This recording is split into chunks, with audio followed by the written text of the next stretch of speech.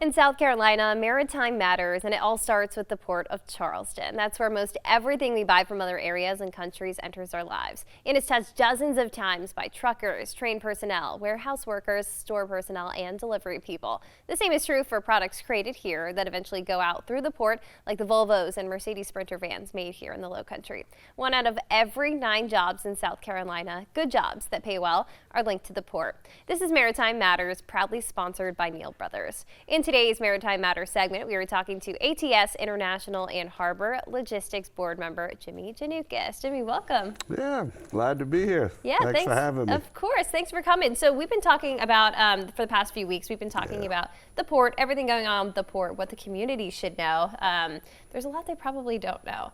Right. And we've been talking about the community of everybody that works at the port. So we have Neal Brothers on all the time. You work closely with Neal Brothers. I do. We'll get to that in a second. But first, I want to find out everything that you do. Well, my brothers and I, Andy and Tony, started our business back in 1986.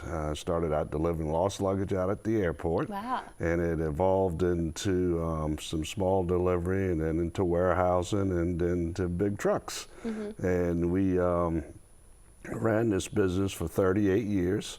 And we just recently sold the company to a company, Harbor Logistics, who's owned by Nova Infrastructure out of New York. And this was done in January of this year. Mm-hmm. So we're transitioning through that right now with them and trying to make the handoff, so to speak.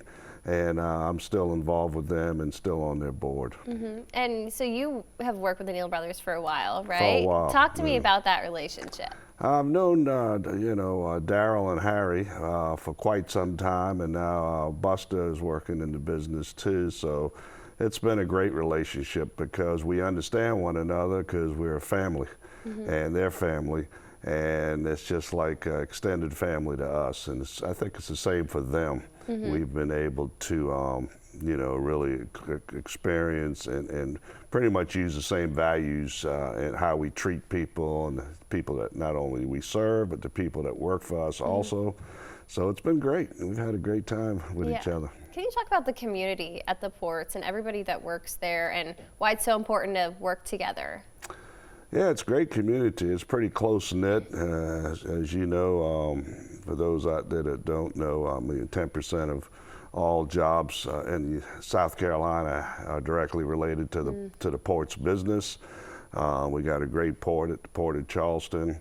They're being led by great people. Barbara's handling that now and doing a great job. And we, it's just been a fun atmosphere to be in. It's a type of job that you come to, and you could have like a long list of things. Okay, I'm gonna do this, and the day could change just like that. You know, and it's just interesting. You deal with people all around the world.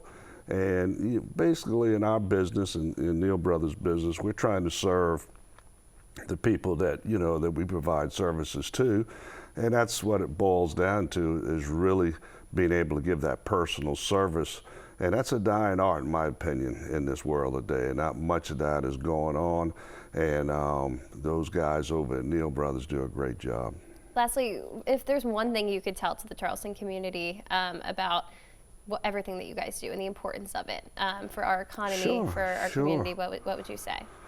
I would say that I don't think most people understand and know, and it's anytime we get a chance to educate the general public, it's great to be able to do it.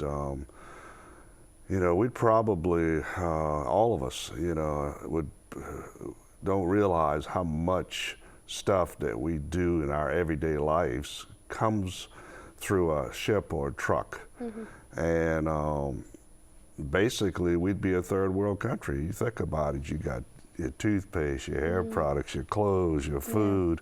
If you weren't able to get all of this, your life would be completely different. And that's what we do, and it's our jobs to get it to the general public, to put it where it needs to go, to get it there as quick as possible, and so that we can all live our lives seamlessly like we all do today and not worry about it. I would like for the general public to know how important, we do play, what role we do play as far as that goes, mm-hmm. because we do move America. That was so beautifully said. Jimmy, thank you so much. Thank you.